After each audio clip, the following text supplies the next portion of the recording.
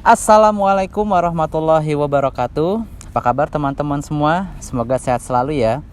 Oke, di video kali ini aku ingin berbagi pada teman-teman tentang pengalamanku selama kurang lebih 10 bulan ini kuliah di UK. Seperti apa sih sistem perkuliahan di UK itu? Apa yang membedakan kuliah di UK dengan kuliah di Indonesia pada umumnya? Dan tips and trik dariku bagaimana bisa sukses mendapatkan nilai yang sebaik-baiknya ketika kuliah di UK nanti. Ini dia. Oke, yang pertama kita dituntut untuk bisa lebih kritis terhadap suatu mata pelajaran ataupun subjek yang akan kita pelajari pada saat di kelas nanti. Pada umumnya kan kalau kita di Indonesia kuliah, kita mungkin hanya duduk diam mendengarkan ceramah dari dosen, atau bahkan kita dilepas begitu saja, diberikan materi lalu kita menyampaikan materi dari PPT itu. Namun di UK ini umumnya pada saat di kelas kita sudah harus membaca materi perkuliahan tersebut. Jadi pada saat nanti di kelas, teman-teman akan di-challenge nih oleh dosen mengenai apa pendapat atau hal-hal yang memang menurut kalian itu berbeda dari apa yang dosen sampaikan. Jadi mereka, para dosen ini lebih senang apabila kita memiliki mungkin pendapat yang berbeda. Namun bagi mereka pendapat yang berbeda itu suatu hal yang sangat bagus agar suasana di kelas itu bisa lebih cair dan terbuka. Jadi para teman-teman di kelas itu selalu banyak mengutarakan pendapat nih. Jadi mereka sangat open minded terhadap suatu peristiwa. Jadi di kelas itu kita berasa lebih engage terhadap materi pelajaran yang diberikan oleh dosen itu. Lalu yang kedua, sistem presensi di kelas. Memang kelas di UK itu presensi tidak menjadi patokan untuk kelulusan. Namun saran saya nih teman-teman, jadi selama kuliah di UK sebisa mungkin presensi terus tiap waktu.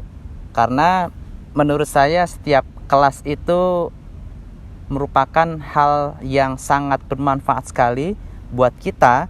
Jadi kalau kita itu bisa hadir terus tiap hari, setiap mata kuliah, maka pasti nanti di situ kita akan mendapatkan manfaat yang lebih banyak. Nah, selain presensi di kelas, ada juga nih presensi untuk kehadiran agar visa kita bisa tetap ada selama kuliah di UK. Jadi biasanya pada saat liburan nih, jadi kampus itu memberikan presensi kehadiran minimal. Jadi waktu Easter holiday itu kan libur selama 3 minggu, itu kan tidak ada kelas. Jadi setiap seminggu sekali itu ada presensi.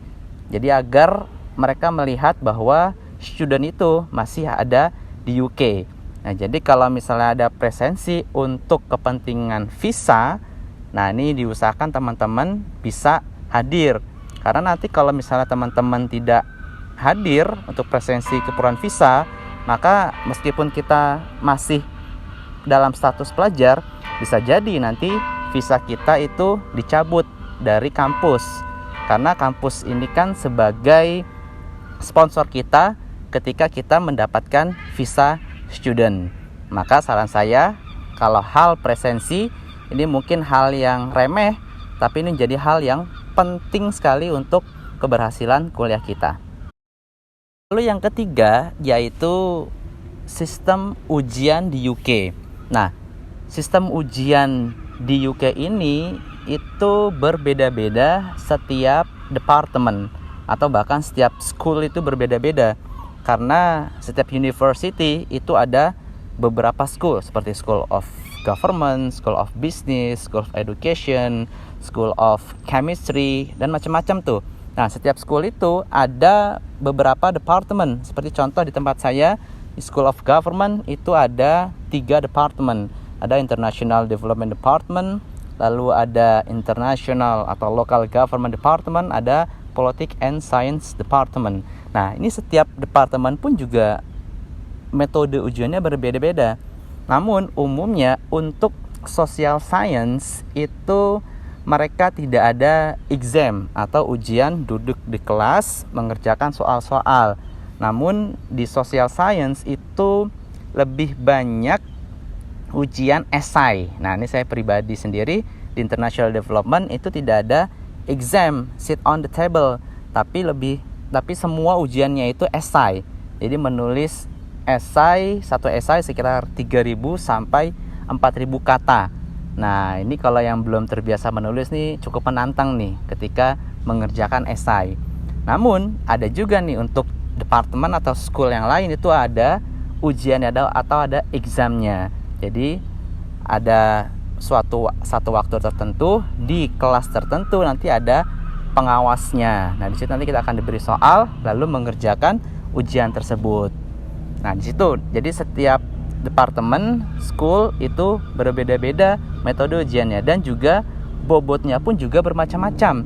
Ada yang exam duduk di kelas itu bobotnya 50%, ada yang bobotnya mungkin lebih kecil. Nah, maka dari itu teman-teman kalau sudah tahu mengenai bobot dan metode ujiannya, maka teman-teman sudah mulai mempersiapkan nih strategi-strategi agar bisa sukses dalam ujiannya.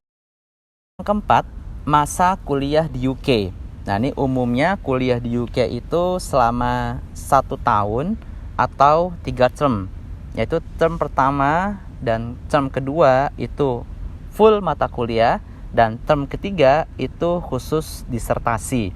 Nah, di sini memang di UK itu umumnya kampus di UK itu ada disertasi atau dikenal dengan tesis lah ya. Ini mungkin agak sedikit berbeda nih. Untuk ujian S2 itu disebutnya disertasi, lalu yang S3 itu disebutnya tesis. Nah, kebanyakan kan S2 itu tesis kan, yang ketiga yang PhD atau doktor baru disertasi kan. Nah, jadi masa kuliah di UK itu selama 1 tahun. Nah, 2 term pertama yaitu 3 bulan dan term kedua itu juga 3 bulan khusus mata kuliah, dan terakhir itu nilai disertasi.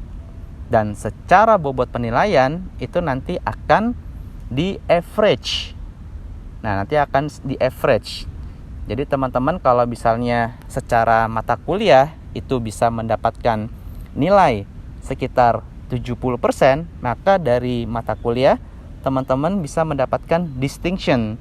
Nah, namun tunggu dulu nih, bagaimana dengan nanti nilai disertasi. Jadi kalau nilai disertasinya juga 70, maka nanti secara overall akan mendapatkan nilai distinction. Nah, kalau distinction itu kalau dikonversikan ke GPA itu sekitar 3,75 ke atas lah, atau bahkan sampai nilainya 4. Nah, karena dianggap sangat tinggi sekali nilai 70 itu dikonversikan ke nilai Indo. Jadi kalau misalnya teman-teman mendapatkan nilai 65 ke atas, itu masih dapat sekitar cum laude lah, 35 ke atas. Jadi kalau misalnya teman-teman dapat nilai 50 ke atas, itu sudah dianggap pas atau lulus dari kuliah di UK.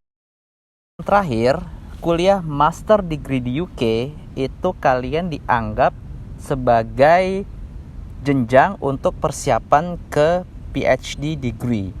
Nah, di situ berarti teman-teman itu dipersiapkan sebagai setengah lah ya, setengah independent research untuk kuliah teman-teman semua. Jadi teman-teman itu diberikan keleluasaan atau independence dalam menentukan metode belajar dan waktu belajar teman-teman semua. Jadi nanti biasanya dosen itu akan memberikan banyak materi tuh. Jadi untuk 1 term di mata kuliah itu diberikan semua materi. Nah, bisa di 1 minggu itu ada 1 kelas. Nah, disitulah teman-teman akan menentukan strategi teman-teman sendiri, bagaimana metode belajar teman-teman agar teman-teman itu bisa memahami betul materi-materi yang nanti akan disampaikan oleh dosen. Nah, jadi di situ teman-teman lebih banyak mengeksplor diri teman-teman mengenai metode belajar teman-teman itu seperti apa. Ada yang memang senang belajarnya itu di pagi hari, pada saat nggak ada kelas langsung datang ke kampus, lalu belajar di library. Ada memang teman-teman yang tipe belajar itu malam hari, jadi datang ke kampusnya itu malam-malam, jadi datang ke library malam-malam lalu belajar.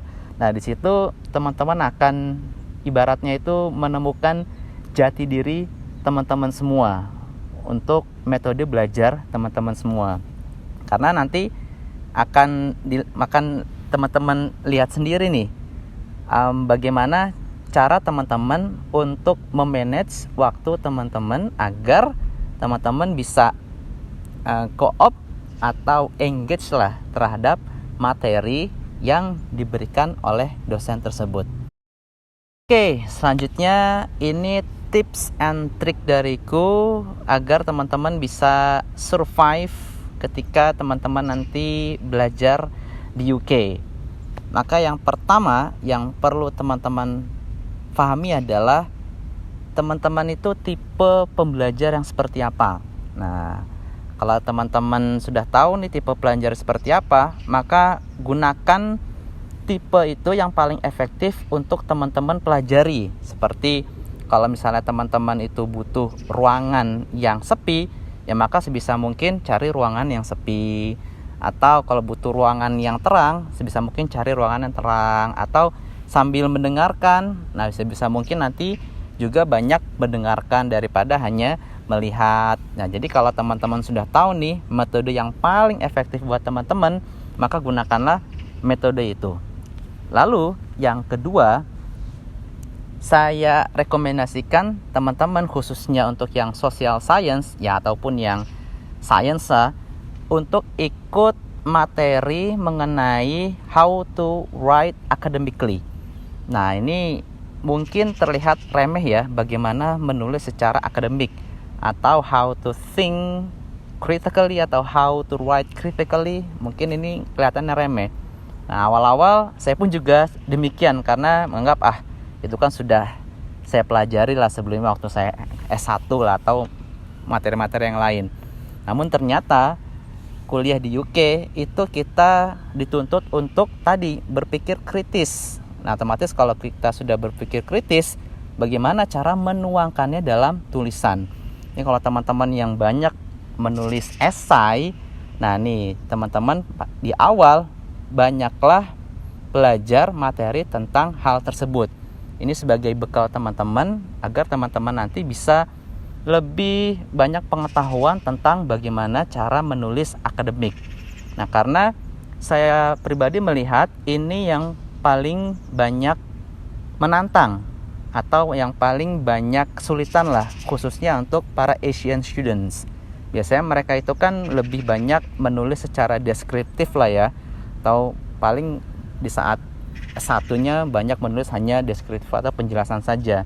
Namun di sekolah di sini kita lebih banyak untuk berpikir kritis. Nah, kritis itu berbeda dengan berpikir negatif ya. Nah, jadi di situ ketika kita sudah memahami suatu ujian atau materi, nah itu kita berpikir kritis. Jadi seperti kita melihat both and sides-nya, lalu apa dari sisi bagusnya, apa dari sisi negatifnya, ya seperti kira-kira waktu kita mengikuti ujian IELTS lah ya. Nah di situ jadi teman-teman saya sarankan untuk ikut kelas persiapan lah atau how to write academically. Lalu yang ketiga, usahakan teman-teman itu bisa engage dengan dosennya. Nah ini biasanya dosennya itu sangat senang nih ketika mereka itu ditanya atau ada yang engage dengan mereka. Berarti kan mereka menganggap bahwa kita itu menghargai lah ya, appreciate terhadap mereka. Jadi saran saya nih ketika sebelum kelas dimulai, teman-teman sudah belajar materi-materi itu, lalu ketika di kelas kita usaha untuk aktif bertanya, usaha untuk aktif berpikiran atau mengutarakan pendapat.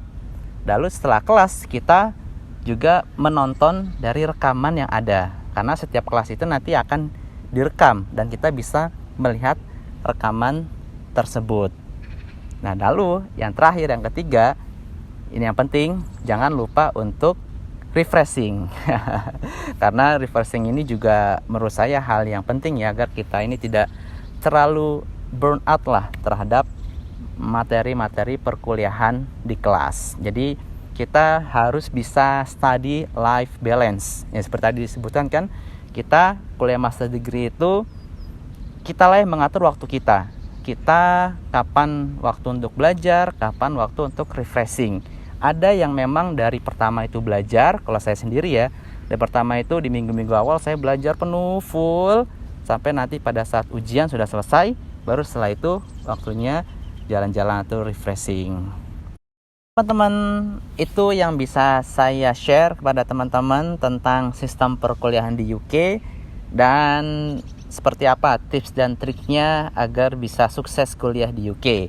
Selanjutnya, semangat berjuang teman-teman. Semoga sukses kuliah di UK dan bisa bermanfaat untuk semua orang. Sekian dari saya. Wassalamualaikum warahmatullahi wabarakatuh.